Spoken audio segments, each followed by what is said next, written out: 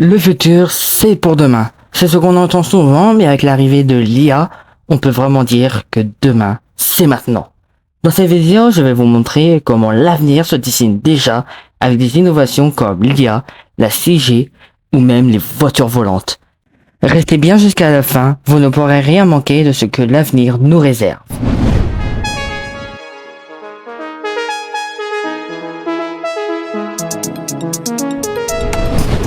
La 5G est déjà impressionnante, mais attendez-vous de voir la 6G, avec des vitesses atteignantes 1 Teraoctet par seconde. Vous pourrez télécharger une saison entière de votre série préférée plus vite que vous pouvez dire mot de passe oublié. Mais au-delà de sa vitesse, la 6G sera le socle de la technologie émergente, permettant des avancées significatives dans les domaines comme la réalité augmentée et virtuelle, l'intelligence artificielle et l'Internet des objets. Soit LOT ou LOT ou je sais pas comment on prononce. D'ailleurs, j'ai une petite question à vous poser. Quel était votre premier téléphone? Samsung, iPhone, Huawei, etc. Pour les plus jeunes d'entre vous diront même Xiaomi. Mais est-ce que vous savez que le premier téléphone à marcher avec sur la 1G, c'était celui-là? Et bah ici on faisait un petit timelapse de la 1G à la 5G.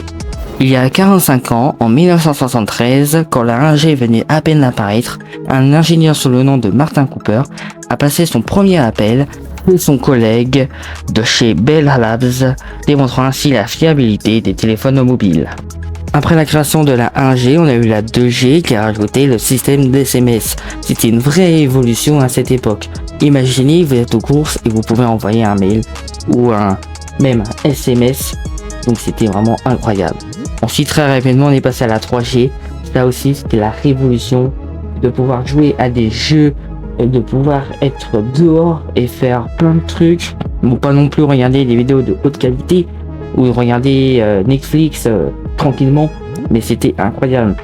Après ça, on a eu la 4G et elle, par contre, ça sert à rien de tout expliquer. Nous savons tout sur la 4G. Elle est incroyable, sans parler de la 5G. Celle-là, c'est vraiment une grosse pépite. On n'en parle pas. C'est vraiment incroyable. Pour le prochain, nous allons passer aux voitures volantes. C'est pas quelque chose que je me suis extrêmement intéressé, mais je me suis quand même intéressé car c'est quand même quelque chose qu'on parle depuis des années.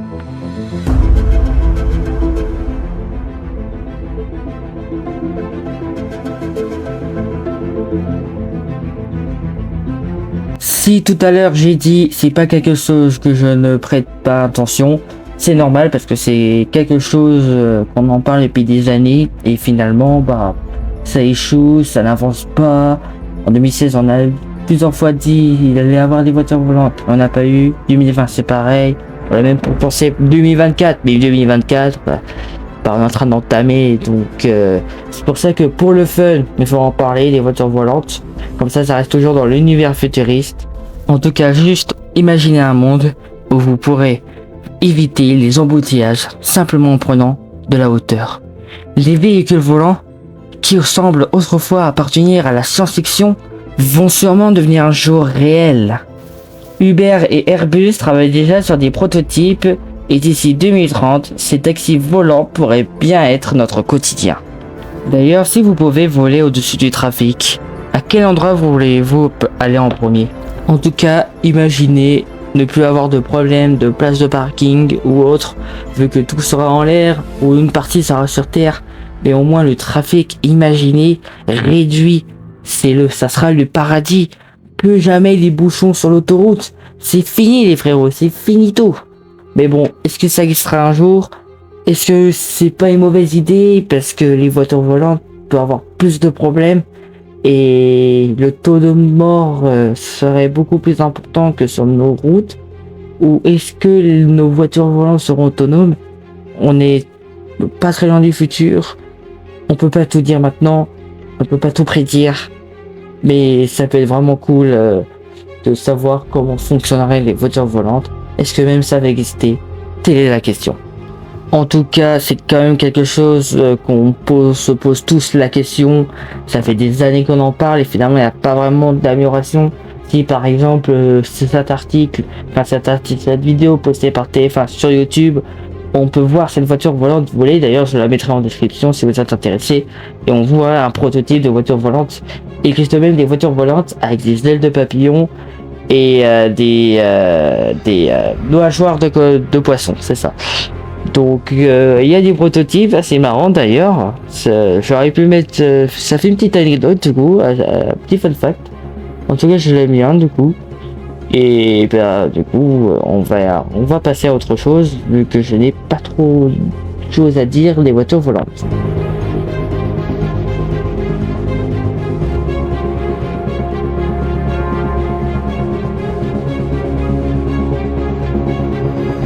Imaginez des villes intelligentes, c'est-à-dire des IA qui nous accueillent dans des magasins pour nous vendre leurs articles, ou encore des robots qui nous conduisent dans des voitures autonomes. Certes, c'est flippant, mais oui, c'est peut-être notre avenir, c'est peut-être notre avenir à tous, en espérant qu'il se passe pas une dinguerie et qu'on perd la vie, mais en espérant pas. Mais bon, c'est quand même le futur qui arrive très, très bientôt.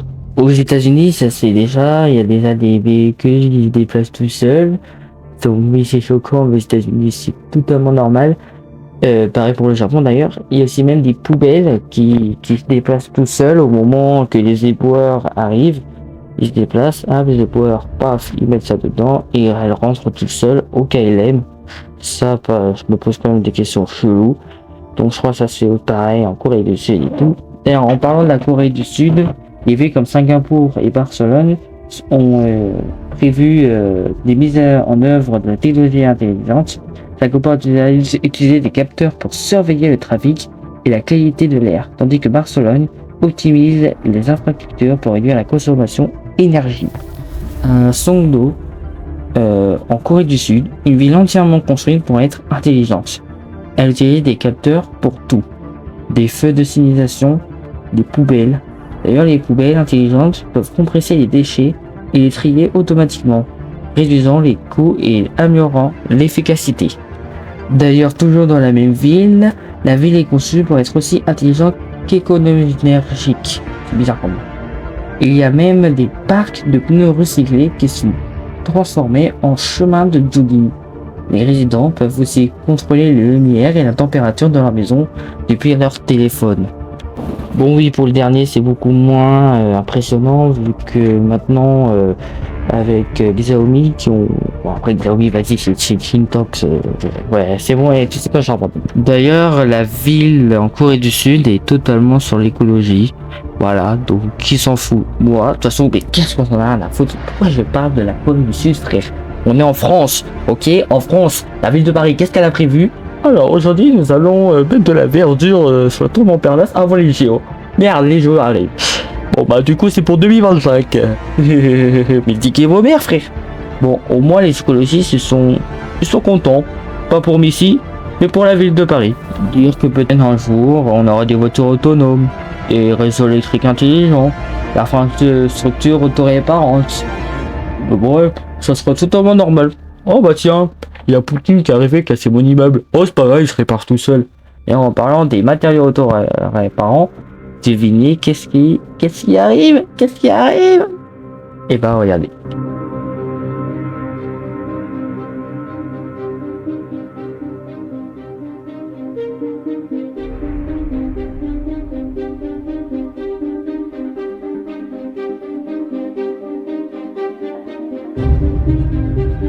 Imaginez des routes qui se réparent toutes seules après une tempête, ou des bâtiments qui se guérissent de leurs propres fissures.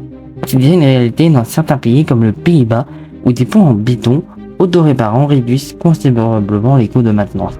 Si seulement ma voiture pouvait faire ça après une éraflure sur le parking du supermarché. Aïe aïe aïe aïe, quel argent gâché à chaque fois. Si seulement, mais vraiment si seulement. D'ailleurs, le béton autoréparant utilise des capsules de ciment pour combler les fissures. Mais ce concept est si avancé que certaines applications envisagent même des matériaux qui peuvent guérir les éraflures et les bosses des voitures. Imaginez de ne plus pouvoir réparer une éraflure de voiture. Donc imaginez, juste ça. Il y a déjà des applications qui imaginent ça. Moi je dis Poutine en sueur. Moi je dis devant ma vidéo, je suis sûr que tu as eu au moins une fissure sur ton écran. Obligé, même moi sans faire exprès j'en ai fait. Et bah imagine ton écran en train de se réparer tout seul. D'ailleurs, seuls ceux qui ont une fissure sur l'écran ont le droit de liker cette vidéo. Et ouais, je copie Unchained. Vous allez faire quoi maintenant? Maintenant, imaginez des implants neuronaux. Ça fait bizarre, ça fait un chelou, t'as pas trop envie d'en avoir, mais c'est le prochain titre de cette vidéo.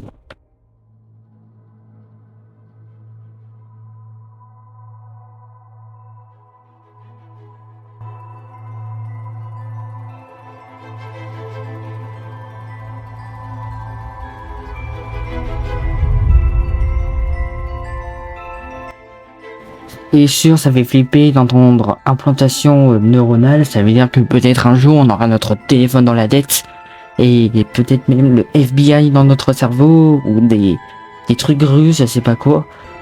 Peut-être même que tout ce qu'on pensera, bah on le saura, donc si vous pensez coucher avec votre crush, bah vous êtes un peu dans la merde, je pense que tout le monde le sait, même le FBI va se dire, oula, bizarre tout ça.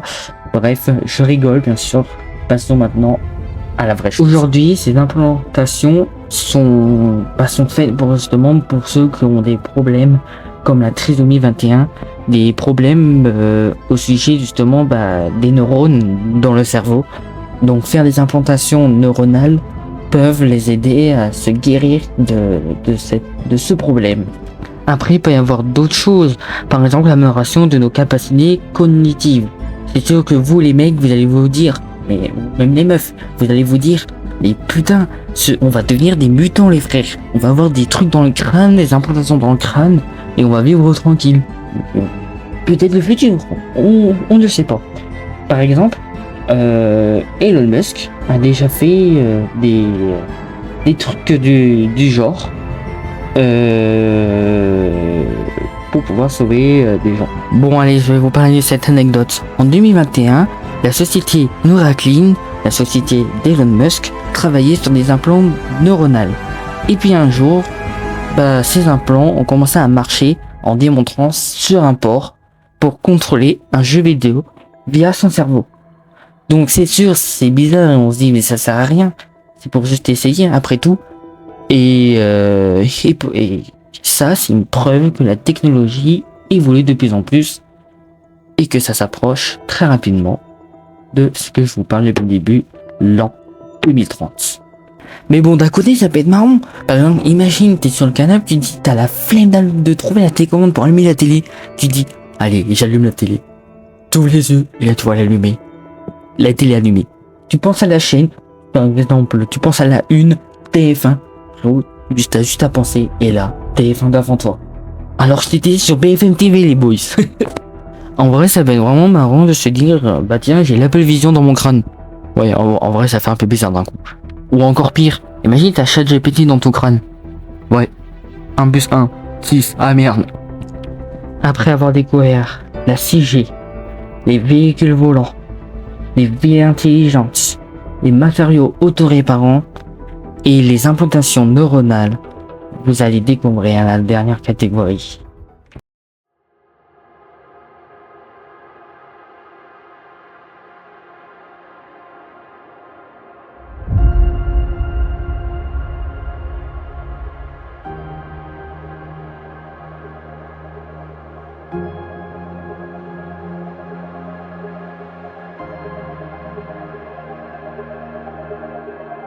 Voilà, nous arrivons enfin à la dernière partie de cette vidéo qui s'intitule Théorie.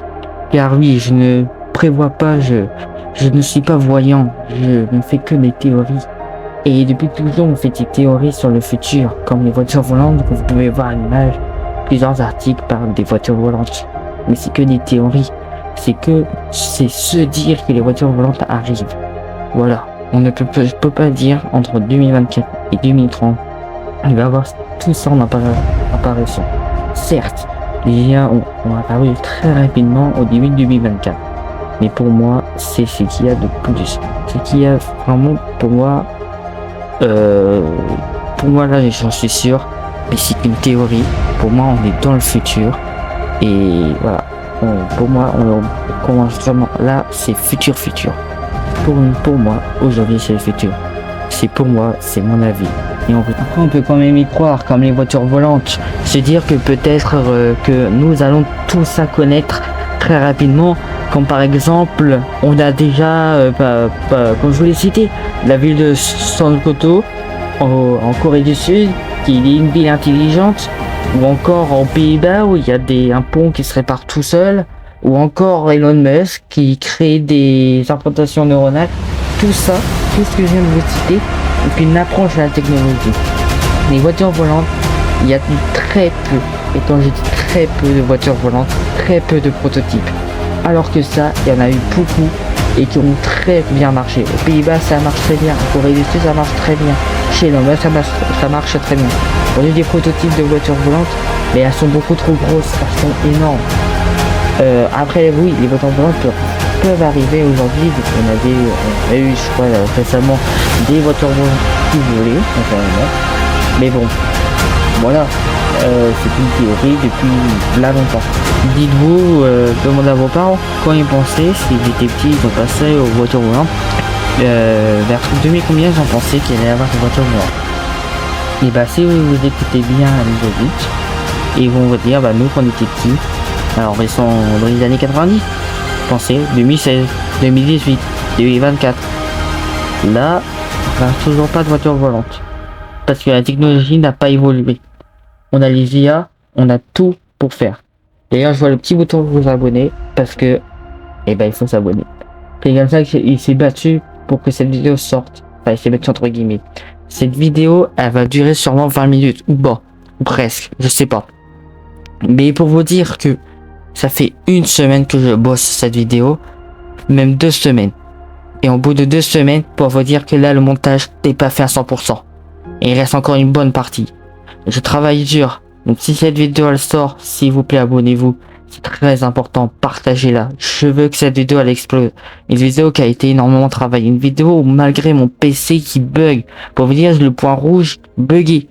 Le point rouge si vous travaillez sur CapCut, vous savez qu'est-ce que ça veut dire. Ça veut dire que le PC est en train de bugger à mort. Je suis sûr, attendez, j'écoute.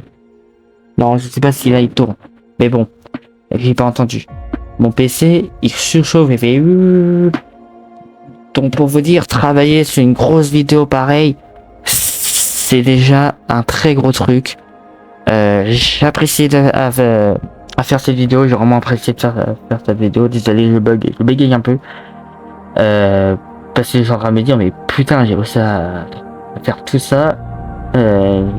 J'ai même peur d'ailleurs du téléversement entre CapCut et mon PC. J'ai peur de n'avoir pas assez de place, que le stockage c'est terrible. C'est pour ça que ceux qui veulent m'aider, vous pouvez me rejoindre tout de suite en vous abonnant. Dans ma description, il y a, au lieu d'avoir tous les liens à étaler comme ça, j'aurai directement mon site web où vous aurez les liens, les sites et tout. Vous aurez tout. Et en bas, pour ceux qui veulent me soutenir à fond, vous pourrez faire des dons. À partir de maintenant, vous pourrez en faire. Donc voilà, tous ceux qui veulent me soutenir, rejoignez-moi dans cette aventure. Je prévois du plus gros que ça, du beaucoup plus intéressant que juste parler du futur de la technologie, qui est pas intéressant pour certains, mais qui peut toujours être intéressant de se dire, voilà, notre futur arrive quand même dans moins de 5 ans. Il faudrait peut-être que je réagisse, que je me dise, attends, c'est quoi mon futur? Bon, allez, moins de 5 ans, 6 ans, allez. Bref. En tout cas, j'espère que vous avez vraiment kiffé cette vidéo. Bon, kiffé, au moins qu'elle vous ait fait vous apprendre des trucs, on va dire, cette vidéo. En tout cas, merci à tous. De tous ceux qui sont allés jusqu'au bout. Merci à vous. Vous êtes des bandes de beaux gosses. Mon objectif est quand même d'atteindre les 300 abonnés. Et puis voilà. J'ai plus rien à dire. Merci beaucoup à tous. Merci à ceux qui me soutiennent. Merci aux 200 je sais plus combien abonnés. Je vous remercie tous. En tout cas, je vous dis ciao les potos. Prochaine vidéo. Regardez. Il y en a 2 ici. Cliquez dessus. Elles sont aussi intéressantes. Allez, ciao.